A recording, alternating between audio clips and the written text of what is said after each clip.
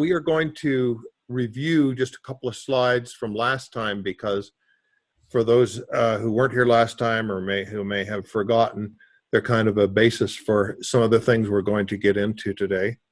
And this is part 2 of the getting the most from your electric motors.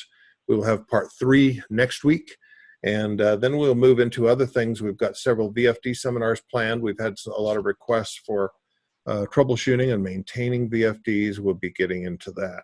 So let's start with our motor temperature rise. This is a review from last time. Typically motors come in B, F, and H insulation. Now if you've got an old U-frame motor, that U-frame motor may have had a temperature rise of 55 degrees C. And so a lot of people think, boy, those U-frame motors, they were really good because they run so cool. Well, yeah, they do, but they are also very large and pretty expensive. So these days, typically most motors contain Class F insulation, and Class F insulation is rated for 155 degrees centigrade. So that is 40 degree ambient plus 105 degree rise plus a 10 degree hot spot. And as we mentioned last time, the hot spot basically says that there's somewhere in that motor that's going to be 10 degrees hotter than the average temperature inside the windings. So you just add that for a little bit of conservative calculation there. So that's 155. Now, a Class B motor was good for 80 degrees C rise, and that gave you a total temperature of 130 degrees C. As we mentioned, it's very, very common, and I highly, highly, highly recommend it to specify a motor that has Class F insulation but Class B rise.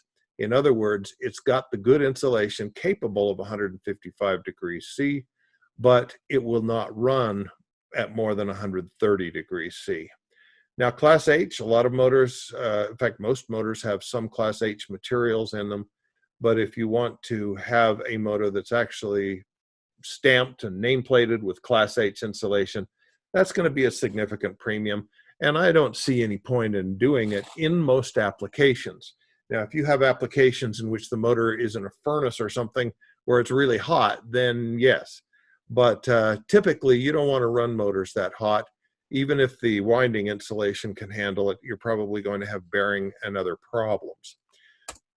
So these are types of motors, and on the left, of course, is just a stainless steel motor. Those are used in washdown applications, primarily in the food industry. But these are the 3 main types of motors. This one is a open drip proof with a steel frame.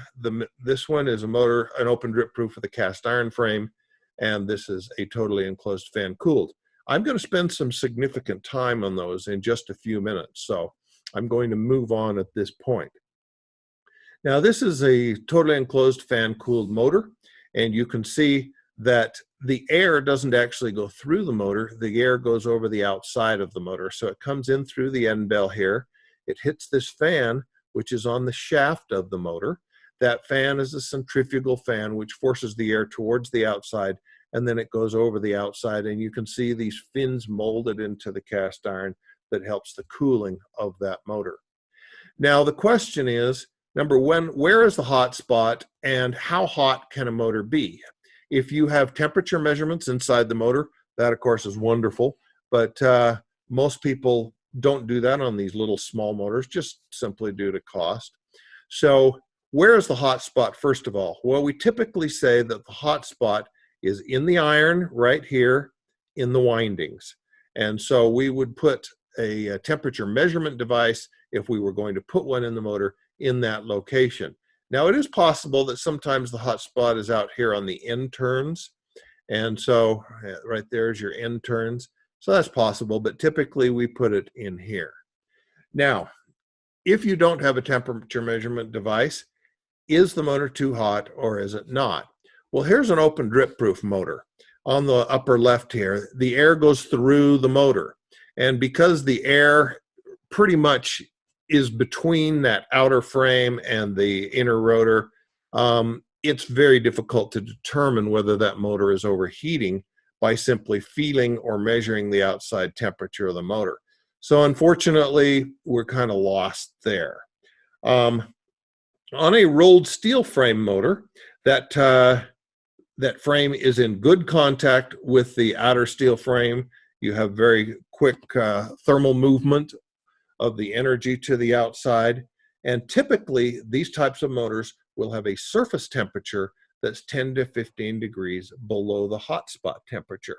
So if you measure the temperature on the frame of that motor, and then you add 15 degrees, that's a pretty good indication of how hot the temperature is inside the motor. Now, most really good quality industrial motors are totally enclosed fan cooled. And in this case, the motor may be 15 to 25 degrees below the winding hotspot temperature. So again, we can take our infrared gun, we can measure the temperature of the frame, add 25 degrees to that, and that's a pretty good indication of what our hotspot temperature is inside of the motor. So I think that's good information to know. Now, my rule of thumb for many, many years has been put your hand on the motor. If you can hold your hand on the motor for 3 seconds, then the motor is not too hot. Other than this open drip proof cast iron motor that I showed you before, that's still a pretty good rule of thumb. But if you can't keep your hand on the outside of the motor for 3 seconds, the motor might still not be too hot. So let's take a look. The typical human can tolerate about 60 to 65 degrees centigrade. Let's suppose we have a motor. It's operating at 65 degrees C rise. And remember, even a Class B rise is 80. On a hot summer day of 35 degrees, and remember the rated temperature for ambient is actually 40 degrees. So we're not anywhere close to the maximum rating of that insulation. The winding total temperature is 65 plus 35 is 100 degrees centigrade. Take 20 degrees off of that because the frame is going to be 20 degrees or so cooler than the inside. And that means the surface temperature will be 80 degrees C. And we just showed you that you can only tolerate 60 to 65. So my point is, if you can keep your hand on the outside of the motor for 3 seconds, in a totally enclosed fan-cooled motor or in a rolled steel frame type motor, the motor is not too hot. If you can't keep your hand there, it might still not be too hot, but that's the point at which we need to measure the temperature and do a little bit of calculation. A little harder than just sticking your hand on a motor. Now here's your thermal life curves. And I think this is kind of academic. They say that for every 10 degrees increase in temperature, then you will decrease your insulation life in half. But normally we're not running at these temperatures. And in fact, thermal degradation of motors is almost never the mechanism of failure of a motor.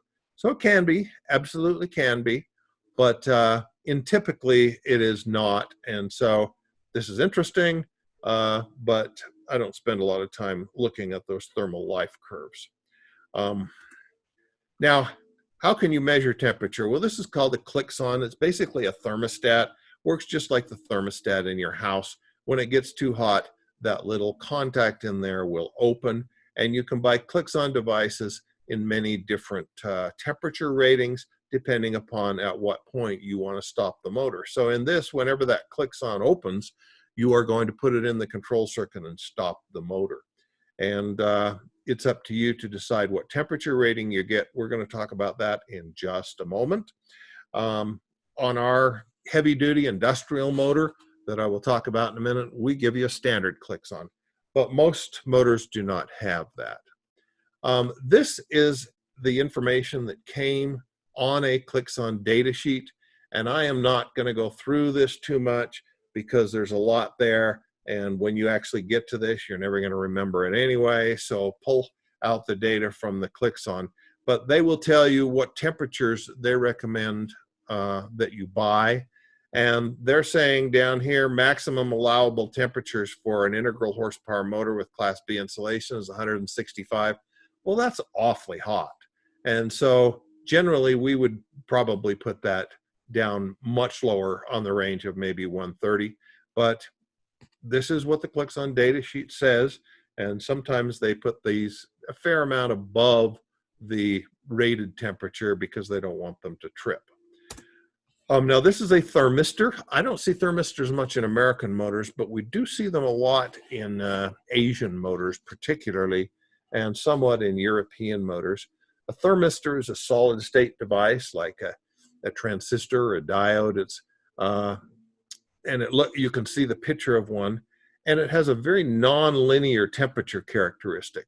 So you can see if you're going to use a thermistor, you really have to have something where, let's say you're using it on a variable frequency drive, and you're inputting you're connecting this thermistor to the variable frequency drive. It's going to have to know that whole curve of the particular thermistor you're using in order to know what the temperature is. So some drives actually have a thermistor input, a standard, and we do see this, and we particularly see this sometimes in OEM equipment where they're using the same motor on the same device constantly. This is a thermocouple. Now this is more what you see in your heavy-duty industrial motors. You can see there's lots of types of thermocouples, and they're based on the fact that when you take two pieces of metal and you connect them together here, they are going to create a voltage, and that voltage depends on what the two metals are, and it depends on the temperature of that junction. So there's a lot of them. There's iron constantan, those are the two metals, copper constantan, so on and so forth. We see a type J thermocouple is probably the most common, the iron constantan, but the type K is not unusual, and you really could see any of those things. Now, if you're going to use this, your wiring has to be the same metal as the thermocouple, and you have to have a special thermocouple input on whatever is detecting your temperature. In large motors, this is the most common way to go, and this is a great way to go. This is a resistance temperature detector. So this just says that metals will have higher resistance at higher temperatures. And you could have iron, or you could have copper, you could have nickel, but what I see generally mostly these days is platinum. So the kind of standard that we see is 100 ohm platinum, which means that it measures 100 ohm when the thermocouple, or excuse me, the RTD is at 0 degrees centigrade. Now, I want to mention that this is very important how you hook the thermocouple up. If a thermocouple has two wires, and most of them don't, then you can simply measure the resistance, and that will tell you the temperature. The problem here, as you can see, is you're not just measuring the resistance of the thermocouple, you're also measuring the resistance of the wire between the input of the temperature detector and the thermocouple. I'll tell you experience I had up in Fairbanks, Alaska. We had some RTDs, and they had wired them in this way with just wiring up two wires, but the wire was a long ways. It was probably 300 feet up to the motors, which are in a different part of the building. And they noticed that the motors were running extremely hot. And I went up and measured the temperature of the motors and put my hand on them, and I said, this is not right. They are not running this hot. So I did some investigation and found out that indeed they had wired them with only two wires. And we were measuring the resistance of the wire and thinking that was the resistance of the RTD. And so they showed much hotter temperatures than was actually the case. So what we did was we actually had to buy some new temperature monitors. Didn't buy them new, we had them modified, and used 3 wires. So what you have here with 3 wires is you have 2 reds and 1 white. And this, when you measure the temperature, you put current through here, or you have a voltage across here actually, and then you measure the current, and that tells you the resistance. But you put in another wire and it tells you the voltage right here at the RTD. And since there's no current in this wire, then by looking at the difference between this wire and this one, you can tell what the voltage drop was across the wire. And then you can subtract that voltage drop in the temperature detector, and basically you're measuring the RTD and the wire, but then you're backing out the resistance of the wire. And they're assuming that the resistance of the white will be the same. So you basically take the voltage drop here on red and you double that, because you're also accounting for the white. Now, if you're in a laboratory, you may want to actually have 4 wires, but in motors, the 3-wire setup is very common, and you just need to realize why there's 3 wires and make sure you use them, because there's lots of, you buy a temperature detector, a lot of them will go with 2 wires. And if your temperature detector is close to the RTD and you're not too particular about temperature, that's okay. But be aware that you are going to get higher readings than what is real. RTDs are great because you can actually read what is in the motor. All right, I want to talk a little bit about motor quality. Let's just look at these 3 motors. That's a rolled steel motor. So in a rolled steel motor, we just take a piece of steel, we wrap it in a cylinder, and then we shove the motor inside of it. That is the cheapest kind of motor. The current, or excuse me, the flow of air goes through the motor. So any particulate in the air, oil droplets, whatever, are going to accumulate. You're going to end up with a dirty motor there, even in a fairly clean environment. So these are only suitable for clean environments. And even in clean environments, I would tend to not use them, although they're okay on smaller horsepower sizes. The other thing is that it's very important that the bearings be in alignment. So this steel frame will twist a little bit when you put torque on the motor, and that will cause the bearings to go out of alignment slightly. It's not going to cause the motor to fail right away, but it does have a detrimental effect on bearing life. So the next one up is what we call an open drip proof. Open drip proof, of course, meaning if you get some drips of water on that, it's okay. They won't go into the motor. And open means the air goes through the motor. In this case, we have a cast iron motor. It's better because a cast iron motor is extremely stiff, and a cast iron frame is going to break before it will bend. So it holds those bearings in perfect alignment, and you will get much longer bearing life. And we will talk about bearings in a moment, because those are the #1 cause of motor failure. Now, still in this case, the air is going through the motor, so the interior of the motor is going to get dirty. So the workhorse of American industry is the totally enclosed fan-cooled motor. You want a cast iron frame so that it's very stiff and holds the bearings in alignment, but the air in here, as we showed you earlier, does not go through the motor. It comes in through the end bell. The fan blows it over the outside of the motor, and so this motor will be very clean. I come from the steel industry. You know, I can tell you lots of motors where you weren't sure a motor was there because the dust and dirt and grime, and yet it was still running. Not saying that's a good idea to treat motors like that, but that's why we buy this TEFC. Now, let's say that you go to an automobile dealer and you say, I need to buy a new pickup truck, but I want to make sure I get my best deal. So I want your best price on a pickup truck. And then you go to the second dealer and you say the same, and the third dealer and you say the same. And then you go back and you buy the one who gave you the best price on a pickup truck. Would anybody buy a pickup truck like that? Well, nobody that I know of, because I think you want to know more about that truck than just a pickup truck. You want to know the age of the truck, the manufacturer, you want to know what kind of seats it has, you want to know what kind of engine it has, and on and on and on, because you want to evaluate quality of that truck. Everyone does that, but how many times at your company would somebody say, hey, I lost a motor, and you go to purchasing and you say, I need a 10 horsepower, 1800 RPM motor in this frame size. And what does purchasing do? They go out and they say to 3 distributors and say, give me your price on a 10 horsepower, 1800 RPM motor. And what are they saying to the distributors of those motors? They're saying, please sell me the biggest piece of crap that you can possibly find in the world, because I have no concern about quality. All I care about is a price on a 10 horsepower, 1800 RPM motor. Well, guess what? All motors are not built the same. So let's talk very quickly about what differentiates a quality motor from a motor that is not so good a quality. Well, first of all, there's a stainless steel nameplate, sorry.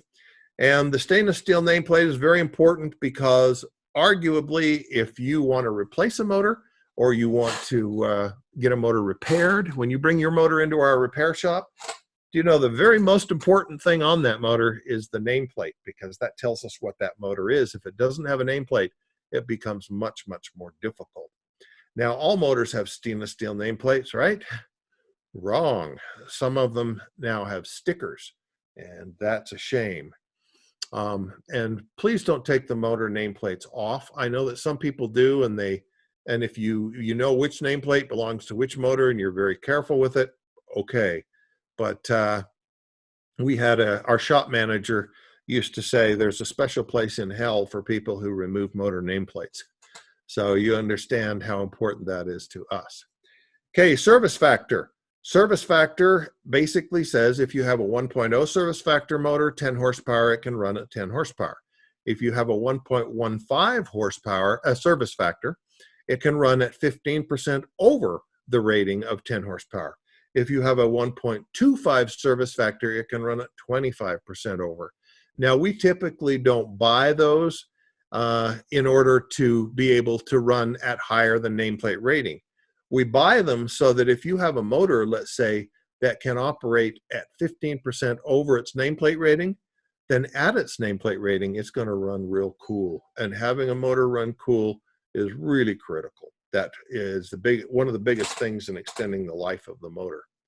Extended length iron stack, as we go around this thing clockwise, an oversized copper. The way you know you're getting that is to buy a premium efficiency motors. Premium efficiency motor tends to run at lower temperatures and last longer, in addition to providing energy savings. Now down here we have precision balanced die-cast aluminum skewed rotor bars. You see how those rotor bars are kind of skewed? They're crooked, they're at an angle. Well, that angle basically makes this motor run smoother and gives you more torque on starting. So a smoother motor means your bearings are going to last longer. Now, if bearings are the number one problem or reason for failure, then wouldn't you want to figure out how you can make your bearings last longer? Well, the first thing you can do is use oversized bearings. If the bearings are oversized, they will tend to last longer. Second thing to do is use bearing protection, such as shaft slingers or lip grease seals. That keeps particulate out of the bearing. You want to keep that bearing clean. And if you have dust and grime and particulate getting into the bearing, that is going to shorten the life of the bearing. Next, you can use a cast iron frame motor, which we've already talked about, in order to make sure those bearings are in alignment. And if you will do that, you will significantly increase the lifetime of your motor. And of course, keep the motor running cool. This is inverter duty. We probably are not going to be able to get into that this time due to time. This presentation we're going through is actually a 6-hour training class. So if you want a really good quality motor, what you want to get is a stainless steel nameplate, get a motor with service factor, make it premium efficiency, get precision balanced aluminum skewed rotor bars, get bearing protection, use oversized bearings, and use a TEFC motor with a cast iron frame. And make sure, because it's TEFC, the air doesn't go through the motor, it goes over the outside. So now if you want to go out and compare prices, that's fine, but ask for something that's quality. Because if you get this quality, it's actually going to last longer and cost you less.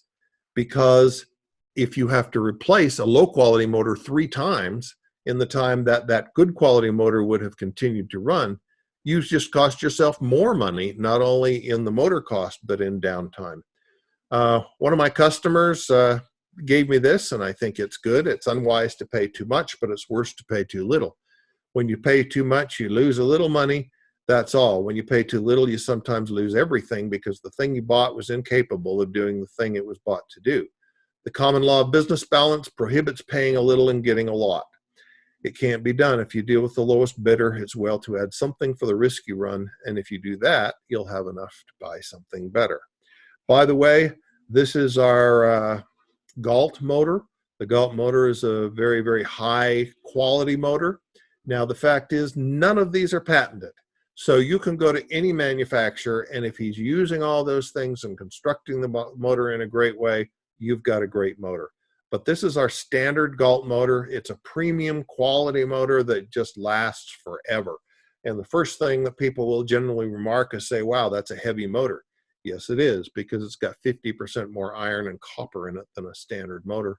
And the second thing they say is, go ahead and start it. And we say, it is started. It's already running. It is smooth and it is quiet.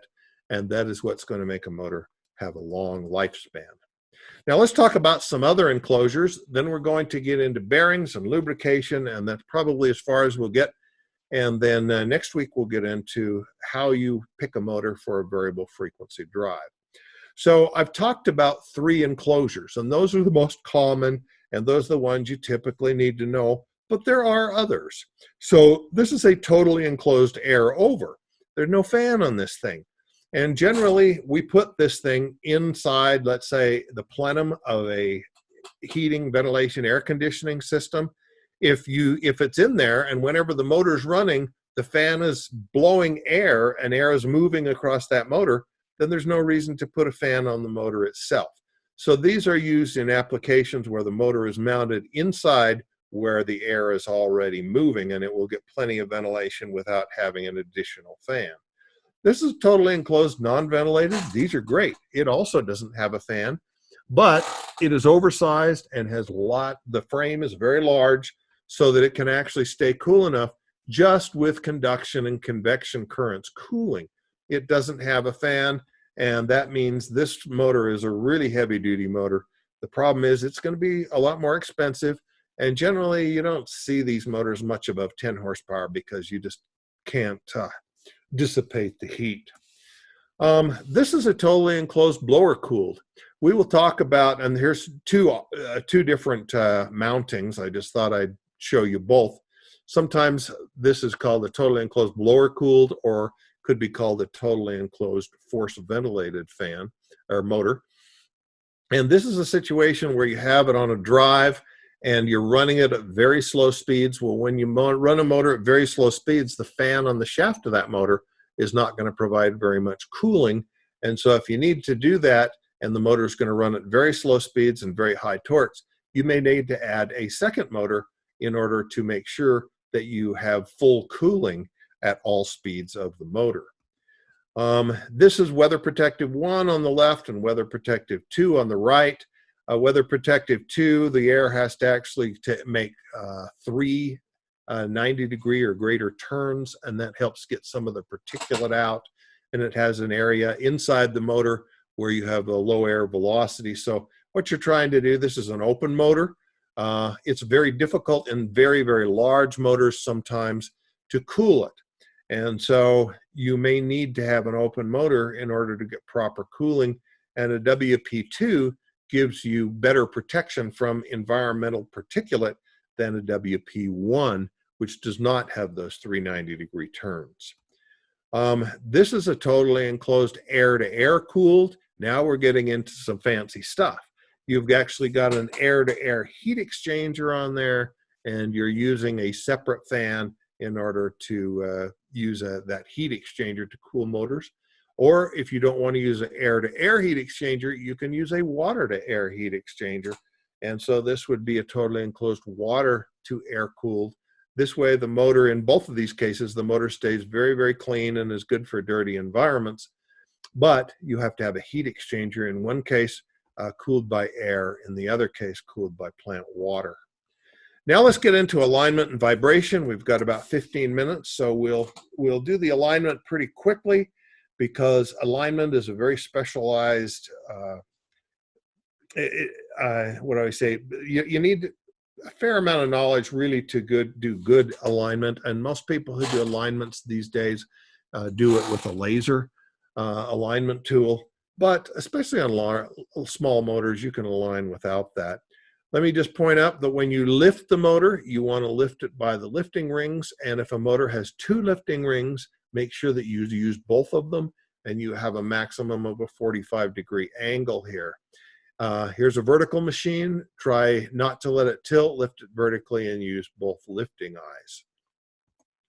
This is called a soft foot. You can see in this case, we have a parallel soft foot, and this would be where the motor was actually built with one foot a little bit higher than the other. That's fairly uncommon, but obviously we have a problem there. This would be an angular soft foot, a little bit more common if the motor is damaged and that foot gets bent. And in those cases, what you need to do is you shim and mortar to make sure that those things are level. That is the machine. The foundation is more common the problem. You could have the foundation, as you see over here, different height or slanted. So it's very important that you get a good solid foot on the machine, as a soft foot is going to allow that machine to vibrate and lead to premature failure. We have sent out a brochure. If you didn't get the brochure, please notify Tyler. And that brochure is going to have a lot of really great information from ESA, the Electrical Apparatus Service Association. And this is one of the things in there that tells you, helps you with alignment to show you how accurate you need to be. Now, your alignment, of course, is, other than the foot, that needs to be straight and not angled. And if you have a belt on there, it's very important that you have the right kind of bearings to withstand that belt tension, and that the belt be proper, that it not be too loose or too tight. And many times bearing failures are caused by belts that are adjusted too tight. All right, let's get into this. This is bearing protection and bearing lubrication. This is a ball bearing. Now you'll notice it goes around, and one of the things that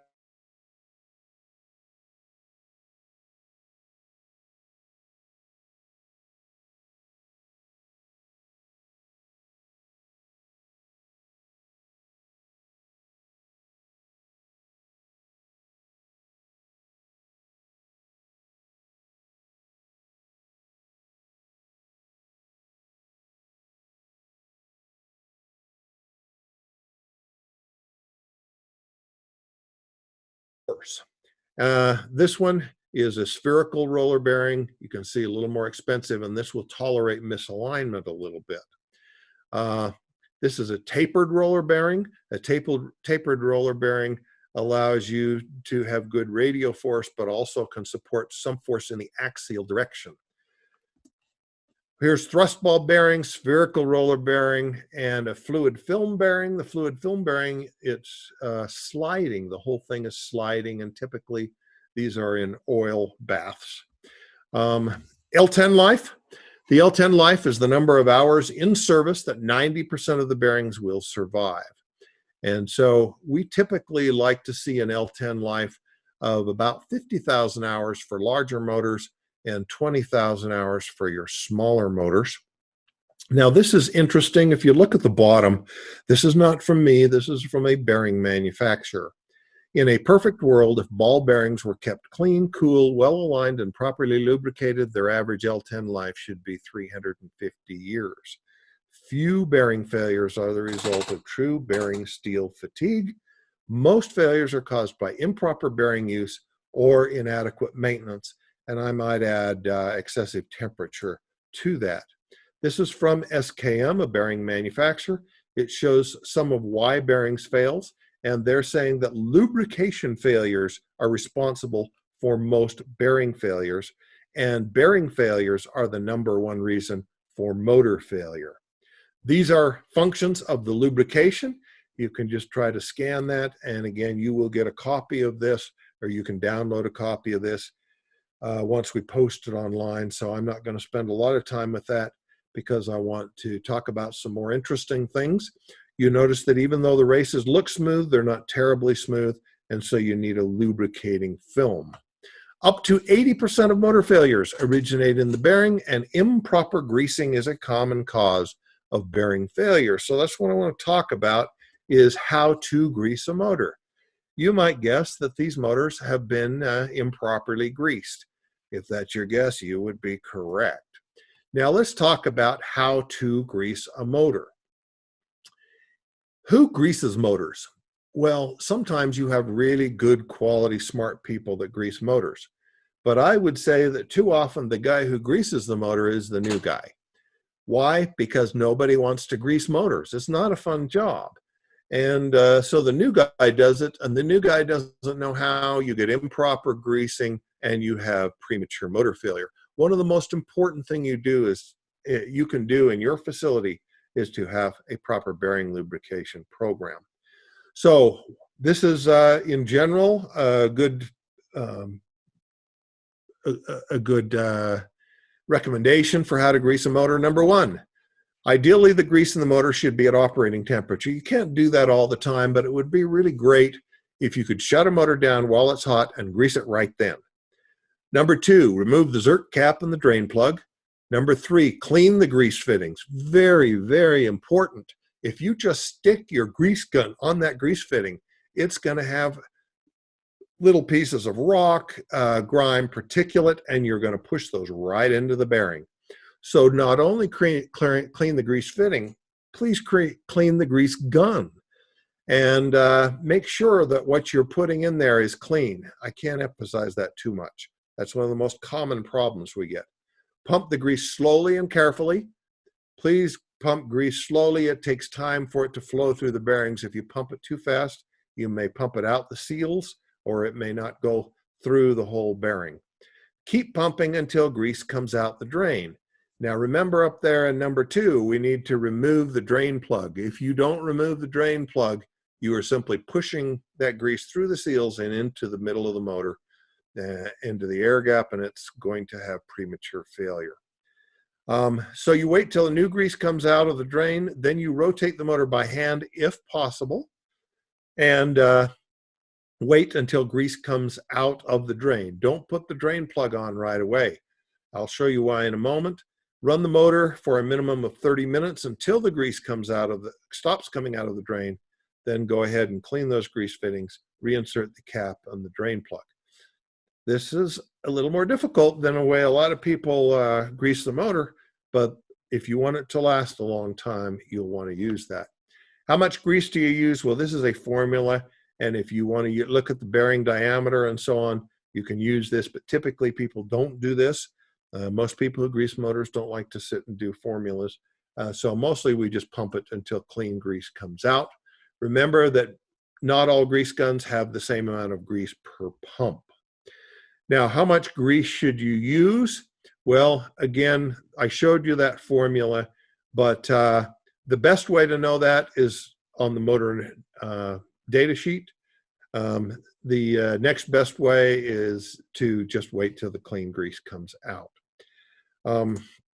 Now, look at that motor. Grease is a holder. Grease does not lubricate bearings.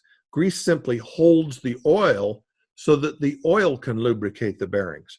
If you have too much grease in there like that, and this is what it may look like after you grease it, then it's going to be like swimming or like trying to walk in a swimming pool.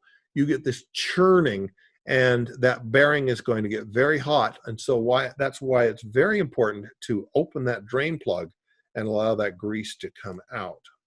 Now, this is a picture of the inside of a end bell here, and you can see that here's your zerk. When you pump, it has to go through this tube here.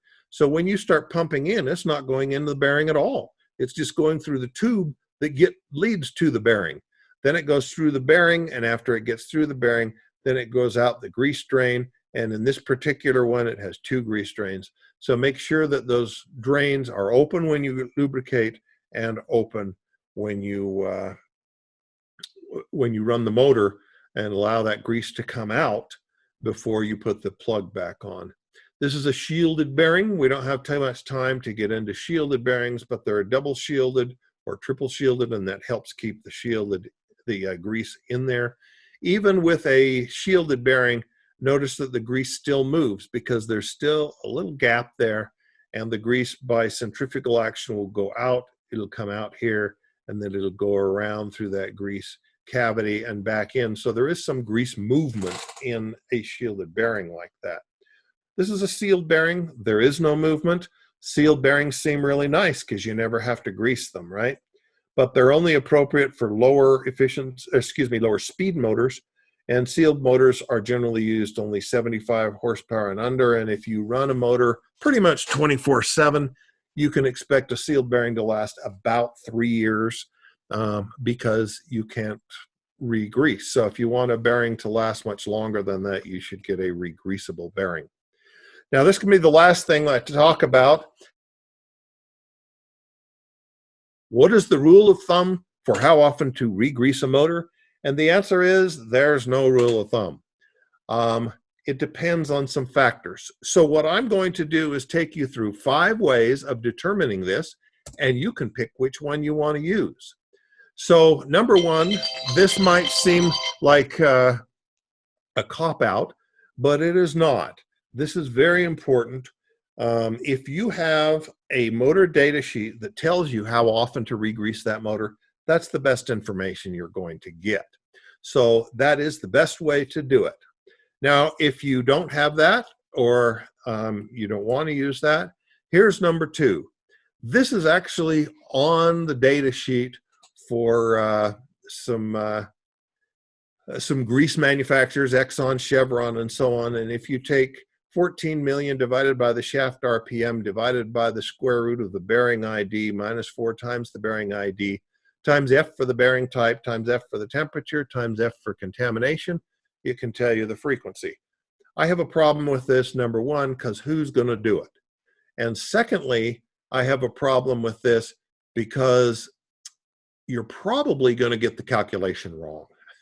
And if you just get one thing wrong, like the F for the bearing type, it can totally mess you up. So I don't know why anybody do this, but I'm putting it in here because it comes with your grease and it tells you you can use this formula.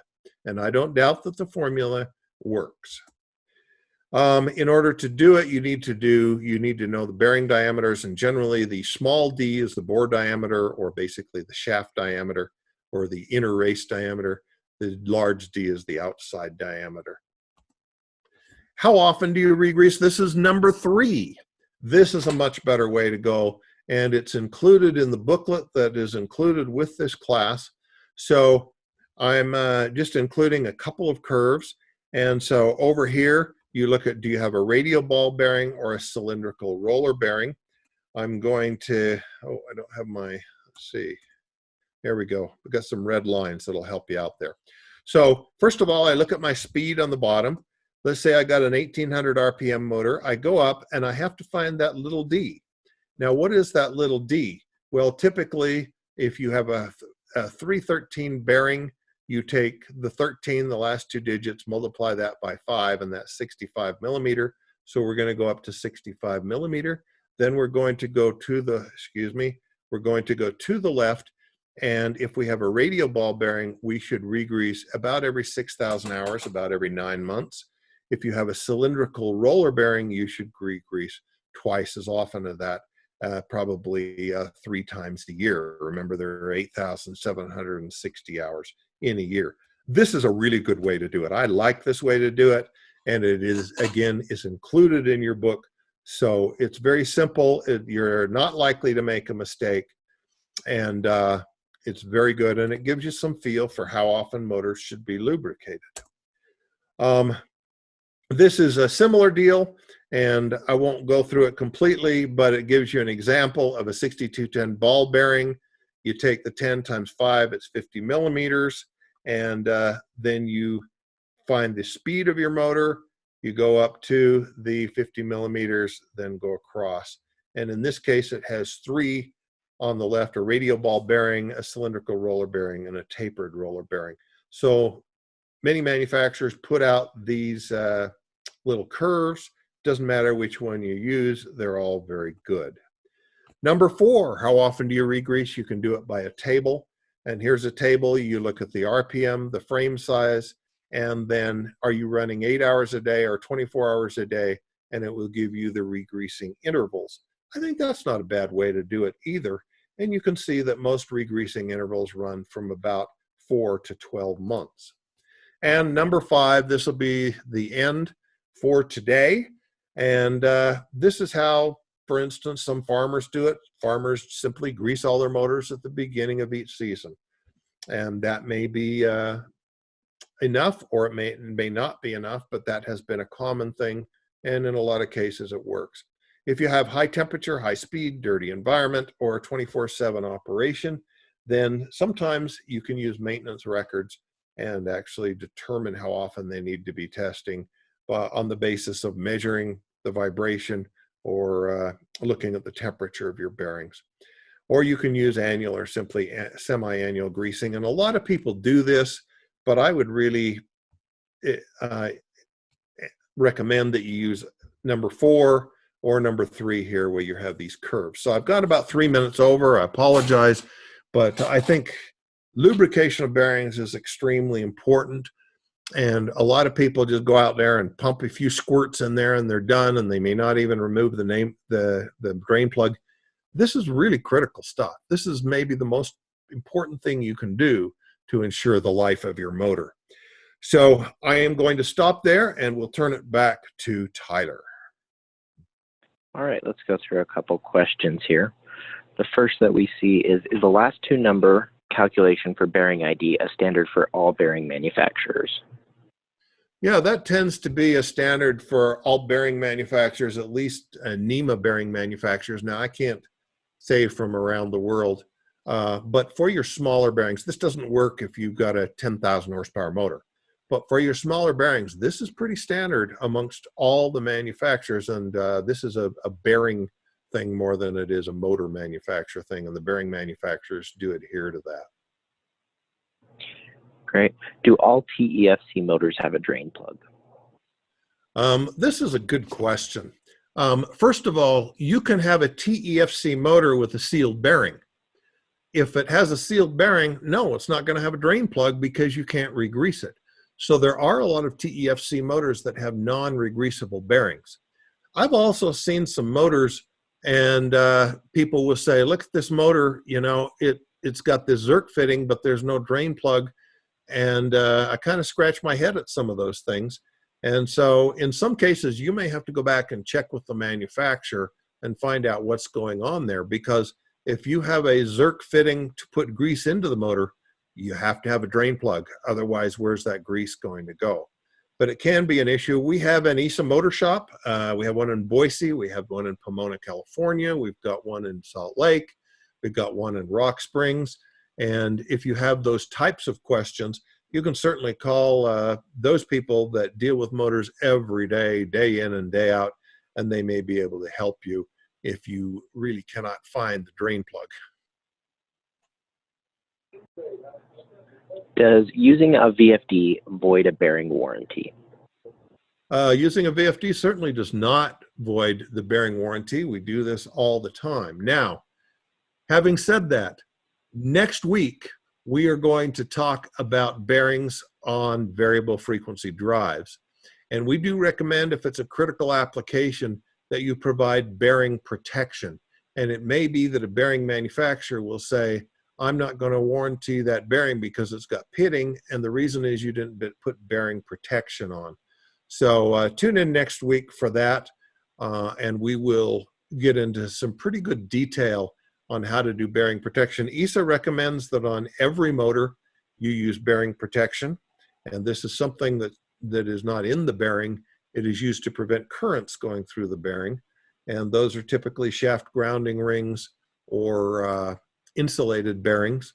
So that's about all the time I have to talk about that right at the moment, but we're going to spend a lot more time on that very subject next week. How does a motor fail at high temperature? For example, if it is decided to bypass a temperature safety feature, for example, you have a bad RTD or whatever reason, what do you expect to see just before and just after a motor fails? Yeah, so if you have, we tend to talk about motor insulation, and so that takes time. You don't have a high temperature and in 2 minutes the insulation fails. But if a motor is running at high temperatures, then you can see an insulation failure. It could be a turn-to-turn fault, or it could be a turn-to-ground fault. And you can generally measure those simply by measuring the motor to see if you have an insulation issue. However, if the motor really runs hot in many cases, it's not going to be the insulation that's going to fail first. It's going to be the bearing. And so when the bearing fails, a lot of times the grease gets too hot, it runs out, doesn't have proper lubrication, and we end up with just more friction in there, and the bearing gets hotter, and then that more oil runs out, more friction, and that causes it to get even hotter, and pretty soon you end up with vibration in that bearing or noise in the bearing, and of course by that time it's a little too late.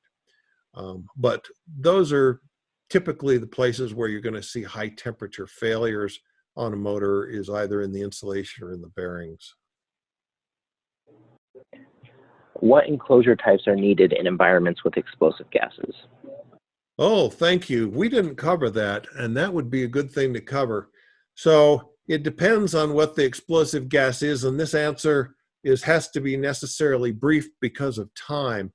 But in most cases, if you put, it depends on whether the explosive gas is there all the time, or just it could be there part of the time. And so in most cases, like in the oil field, this is very common. It could be there part of the time. So first of all, you need to know what the gas is. You need to know what the ignition temperature of the gas is. Then in terms of the motor, you must first of all have a non-sparking fan.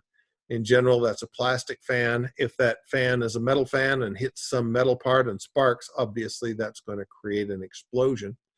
Then you need to make sure that the motor temperature does not reach the ignition temperature of the gas. And then finally, you have to have an explosion-proof motor. Now, an explosion-proof motor does not prevent an explosion. An explosion-proof motor says that if an explosion occurs inside the motor, then the flame path out from the motor to the outside through the end bells there has to be long enough to where you won't end up with a flame coming out of the motor and igniting an explosion on the outside of the motor. And so that's the most common thing we see. And so you need to know whether it's a gas or flammable fibers, and then you figure out what the gas is and what class it is, and whether it's there all the time or not, and then you can find the motor. And sometimes they don't build motors for certain types of atmospheres. But that's typically the way it is. And an explosion-proof motor typically has to be UL.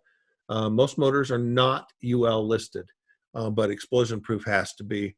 And I know our motor shop is qualified to work on UL explosion-proof motors. Is it recommended to do body earthing on all types of motors? Yeah, so when we talk about earthing, I think here we got a European, but maybe that's getting more common in the US. So in general, in the United States, we talk about grounding, and that means connecting some conductive part to the earth. In Europe and other places, they call that earthing. It's the same thing. Not only is it recommended that you connect the frame of the motor to ground, it is a National Electrical Code requirement that you connect that frame to ground.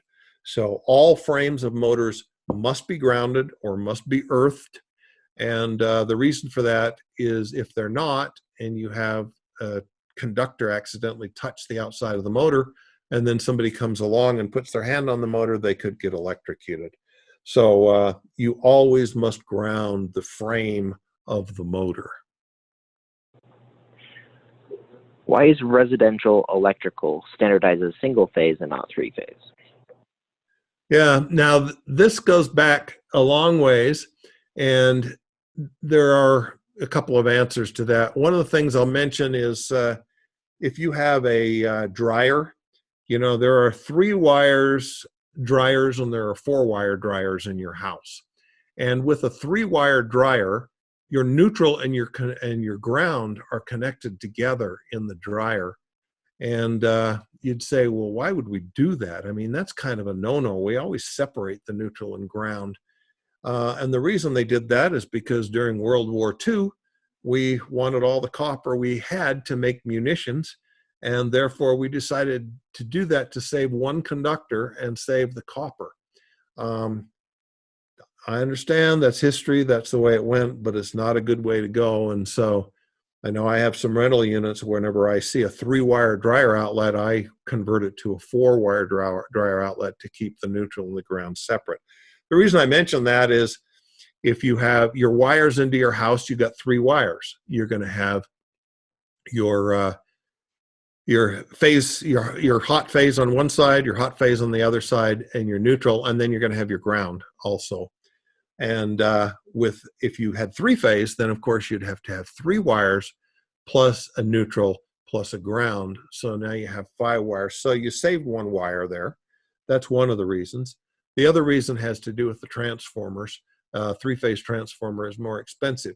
Now, whoever asked that question, I kind of think, what would have happened if we had done that?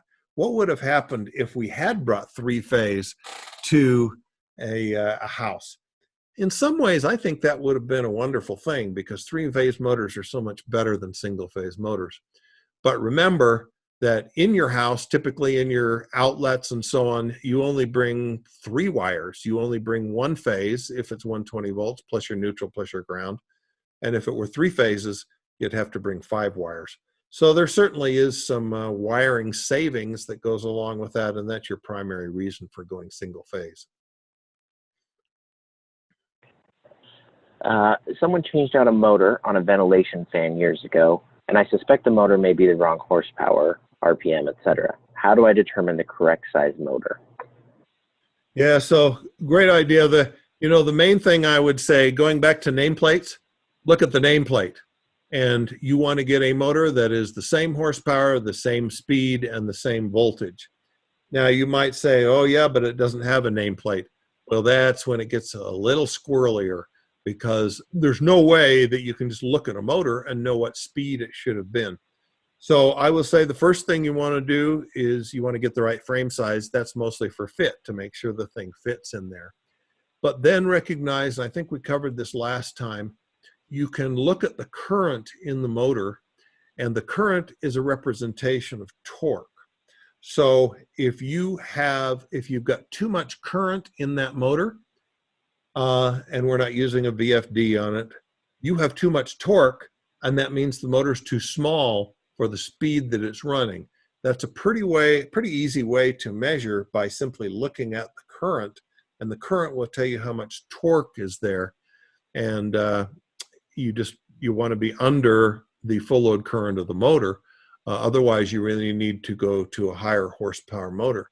Now, if you put a different speed motor in there, then of course, if you had a 1200 RPM motor and you put in an 1800 RPM motor, you're going to need 4 times as much torque, and you're going to be way too small on your motor. So I would say that's a little more difficult because you have to look at your airflow. And if your airflow just isn't what it used to be, you probably put in a motor that is too slow a speed. If your airflow is way higher than it used to be, or your currents are just way out of line, yeah, you may have put in a motor that is a higher speed than it should have been. Great. That's all the questions we have today. So we'd like to thank everyone for joining us and invite you to attend the next part and the final part in getting the most from your electric motors.